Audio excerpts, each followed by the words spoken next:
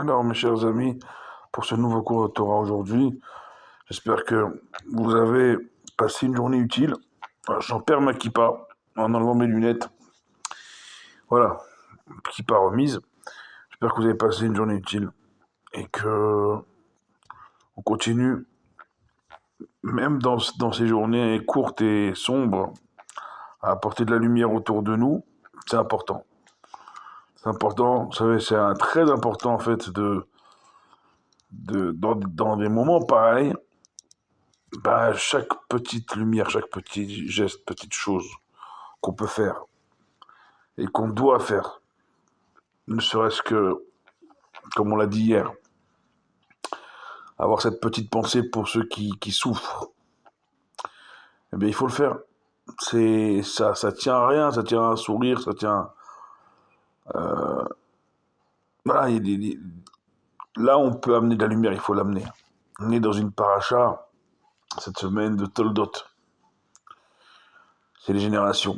On voit se mettre en place la descendance de Abraham et de Yitzhak. D'ailleurs, la paracha commence par ça, et les Toldot Abraham, Abraham Olid et Yitzhak. Il y avait une ressemblance frappante entre Yitzhak et son père Abraham, physiquement. Au niveau du caractère, c'était plus sa maman Sarah, dans la rigueur.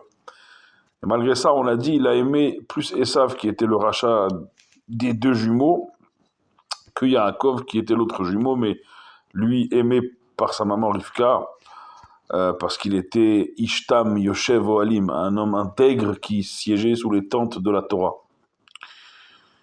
Et comment Yitzhak, il a pas préféré aussi Yaakov dans la Torah, que il a préféré Esav, qui était Tsaïd, c'était un chasseur, dans tous les sens du terme.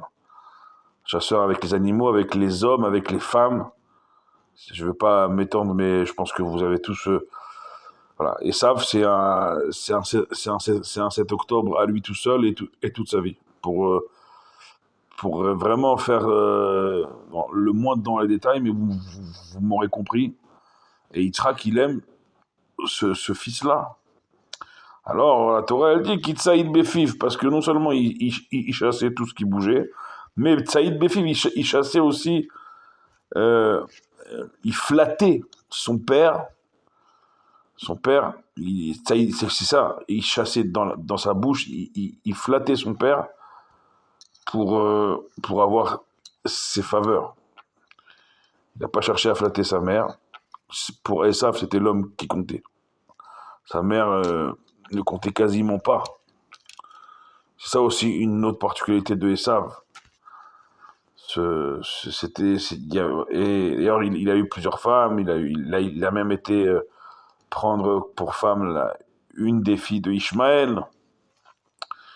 Oh, ça va pas plaire à son père. Je veux dire à ses parents, ça va pas plaire qu'il ait autant de femmes. Donc il s'est dit, bah, je vais prendre la nièce de mon père Yitzhak, la fille de Ishmaël, son frère. Et moi, ma cousine. Et comme ça va plaire à mon père. Rivka, elle a très très vite percé à nu qui était son fils Esav par rapport à son autre fils Yaakov. D'ailleurs, déjà dans le ventre, on voit au début de la paracha que dans le ventre déjà, le comportement de ces deux jumeaux l'inquiète. Elle va demander carrément des comptes à Dieu sur le devenir alors qu'ils sont encore dans le ventre de ses enfants. Kadosh Baruch Hu, il va répondre à Rivka qui était âgée, et tenez-vous bien, de seulement 3 ans. À 3 ans, elle avait la maturité, Rivka, d'aller parler à Dieu directement et d'avoir les réponses de Dieu à 3 ans. Ça vous laisse imaginer le niveau de Rivka Imenu, le niveau de Rivka, notre maman, incroyable. Un niveau que... C'est incroyable. On a vu personne d'autre dans la Torah s'adresser à Dieu à l'âge de 3 ans et être répondu par Dieu avec douceur et avec précision à l'âge de 3 ans. Je le répète, Rivka Imenu, Rivka, notre maman. Et Dieu lui répond, précisément, il dit, tu sais, dans ton ventre, il y a 2 nations. Mais sache une chose, c'est qu'à la fin des temps, Rav Yahavod Tsaïr, celui qui paraît le plus nombreux en nombre et en soi-disant puissance matérielle, il servira son jeune frère, c'est-à-dire Esav, qui est l'ancêtre de Édom, du monde occidental. Pourquoi on l'a appelé Édom? Parce que, également au début de la paracha, au moment où la famille est dans le deuil de la ptira, de la disparition physique de Avraham Avinu, alors Yaakov, le petit-fils d'Avraham, il se met à cuire des lentilles. C'est un plat de deuil. Et vient Esav de la chasse, et il est presque agonisant, il n'a plus de force, tellement il a chassé dans tous les sens du terme, vous m'avez compris. Et il demande à Yaakov, son frère, donne-moi de ce plat de lentilles que tu prépares, je vais mourir. À tel point.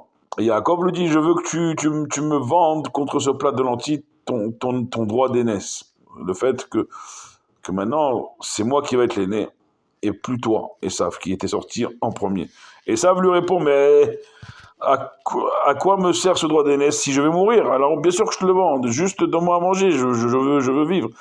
Ce que Esav voulait, c'est la vie matérielle. Il voulait rien d'autre que la vie matérielle et ses soi-disant plaisirs qui sont éphémères et qui mènent à notre propre perte. Il voulait que ça, Esav. Il était intéressé que par cette vie-là. Que par cette vie-là. Yaakov, lui, il est en train de préparer un plat de lentilles parce que c'est la mort de son grand-père Abraham. Esav, c'est aussi son grand-père Abraham. Non, il n'y a que la chasse, manger, la vie enfin, manger, quoi, tout simplement. Prendre et ne rien donner. C'est ça, manger. Yaakov, donc Esav lui dit, bah, je m'en fous du droit d'aînesse. Ok, Yaakov lui dit, tu t'en fous. Il lui fait jurer, donc le droit d'aînesse revient à Yaakov ce jour-là pour un plat de lentilles. Et donc sur ce plat de lentilles qui était rouge, sur ça, on a appelé Esav Adom, comme la couleur des lentilles, rouge, ce qui va donner naissance plus tard aux descendants de Esav. Édom, le monde occidental, le monde romain, le monde occidental qu'on connaîtra plus tard dans l'histoire jusqu'à aujourd'hui. Le monde occidental sont les héritiers de Esav, et le monde arabo-musulman, pour une partie également de l'Afrique, du continent africain, sont les descendants de Ishmaël. Et au milieu de tout ça, il y a les descendants de Yitzhak, de Avraham, Yitzhak et Yaakov. Le peuple juif, et ça va aller vers Ishmaël. À l'époque, comme aujourd'hui, le monde occidental mange parfois dangereusement dans la main de Ishmaël. Et c'est contre Israël, bien sûr, c'est contre Yaakov et ses descendants. Donc vous voyez que la géopolitique d'aujourd'hui, elle s'est jouée déjà depuis plusieurs millénaires, elle se joue sous nos yeux à travers les parachiotes qu'on est en train de lire dans le livre de Bereshit. À chaque semaine, encore, ça se joue devant nous, devant nos yeux. Donc, Esav, c'est ça, Esav. Esav, c'est ça. Et c'est ce qu'on veut nous faire croire, finalement. On veut nous faire croire que le monde, le vrai, le palpable, le réel, le concret qu'on voit devant nos yeux, c'est la vérité. Et Esav, le monde occidental, nous bassine à longueur de journée. Pour les enfants, il faut être aussi fort que Superman et Spider-Man et il faut écraser tout le monde. On fait croire aux enfants que oui, c'est possible de voler et de sauter de building en building, alors que dans la vraie vie, ça se passe pas comme ça. Et quand on grandit, on nous donne des stéréotypes relationnels, de pouvoir, de puissance, il faut être comme ça, il faut être comme ça. Et quand on grandit encore plus, on se rend compte que la vraie vie, c'est pas comme ça. Et plus on grandit, plus on devient sage. Pourquoi? Parce qu'on prend de la hauteur sur la vie. On prend de la hauteur sur la vie. À la fin, les plus intelligents, c'est pas les plus jeunes, c'est les plus anciens, justement. Qui, du haut de leur vie, ben, ils peuvent te dire arrête de fantasmer, arrête de rêver, arrête. La vie, c'est pas un rêve. La vie, c'est du concret. Parfois et souvent même très dur. Si t'as pas les bonnes lunettes, si tu t'as pas le bon regard, mais oui, la vie c'est malheureusement pas Walt Disney. Yaakov, il a souffert toute sa vie, et ça commence maintenant. Il va devoir fuir ses parents parce que il aura pris la bénédiction soi-disant de son frère Esav, puis Yitzhak qui va confirmer sur Yaakov, donc il a rien pris en fait. Mais il va devoir fuir. Comme plus tard son fils Yosef devra fuir aussi. C'est pas de tout repos la vie des justes. Abraham, il a eu une vie d'épreuve. Yitzhak, il était aveugle presque toute sa vie. Yaakov, une vie dans sa jeunesse où il a dû fuir, construire une famille, et quelle famille, une grande famille, retourner, et perdre son fils un temps. Yosef, il va souffrir aussi. Et après l'Égypte, et après. Jusqu'à aujourd'hui, mes chers amis, il ne faut pas se tromper. Si vous pensez que notre vie, c'est. Regardez d'ailleurs, quand je pense à ça, je pense bien sûr au corps du Rav Kogan qu'ils ont découvert à Dubaï. Dubaï, qu'on disait le nouvel Eldorado des Israéliens et des Juifs. Quel Eldorado, mes chers amis. Là, pas plus tard que, bien sûr, aujourd'hui, après avoir découvert le corps du malheureux Rav Kogan, que Dieu venge son sang et qu'il apporte la consolation à sa famille, qu'on le revoit très bientôt avec la venue de Mashiach et la résurrection des morts. Amen.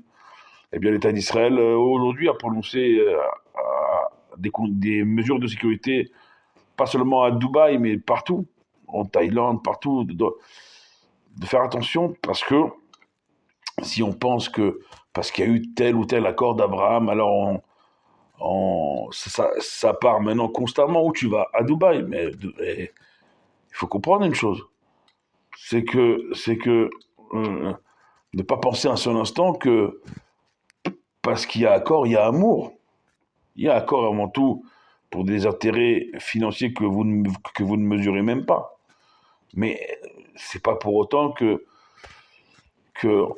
surtout dans l'année qu'on est en train de vivre, on est aimé et qu'on est en sécurité. Aujourd'hui, le juif, il est en sécurité nulle part. Nulle part, à part, vous allez me dire en Israël aussi, mais en Israël, la différence, je le répète, c'est qu'il y a une police. Alors, je ne veux pas dire police juive parce que ça nous ramène à des heures sombres de la Shoah, mais oui, des policiers juifs, des soldats juifs qui défendent la terre juive et le peuple juif. C'est pas pour être sectaire ni communautaire, mais c'est la réalité. J'ai pas plus loin qu'en dessous de chez moi, dans ma synagogue, un policier voilà, un fidèle qui est en tenue et et, euh, et c'est quelque chose que. Et alors, le danger, il y est. Le danger, il y est, mes chers amis, il ne faut pas se leurrer. C'est juste qu'il faut, encore une fois, ce que Esav et le monde occidental veulent nous faire gober, c'est de nous faire baisser les bras. Regardez là, et ils veulent en France abroger l'apologie du terrorisme. Qu'est-ce qui reste, qu'est-ce qui restera? Et le dirigeant, quoi qu'on en pense de lui, quoi qu'on en pense, de l'État d'Israël, il y a des pays qui sont prêts à, dès qu'ils posent le pied, à l'arrêter. Quoi qu'on en pense, on ne parle pas de politique là, on parle de ce qu'il y a derrière. De ce qu'il y a derrière. C'est nauséabond dans le monde entier. Nous, soit on adhère à Esav que la vraie vie, c'est que le matériel et baisser les bras parce que voilà, on est en train de resserrer les taux autour de vous, soit on adhère plutôt à la vision de Yaakov, de voir plus loin, et quitte à souffrir, mais de rester ensemble et de rester surtout et avant tout dans les valeurs qui font de la vie ce qu'elle mérite d'être vécue. Les futilités, ça passe vite, le temps, il passe vite. On peut pas être flex, comme on dit, ça dure pas. C'est de la poudre aux yeux. Tout ça, c'est du pipeau. Ce qui dure, c'est les valeurs. Voilà, on arrive à 14 minutes, je ne vais pas m'étendre plus encore. Soyez bénis, priez pour nous comme on prie pour vous. Ensemble, on est toujours plus fort. Baruch Adonai Leolam, Amen, Amen.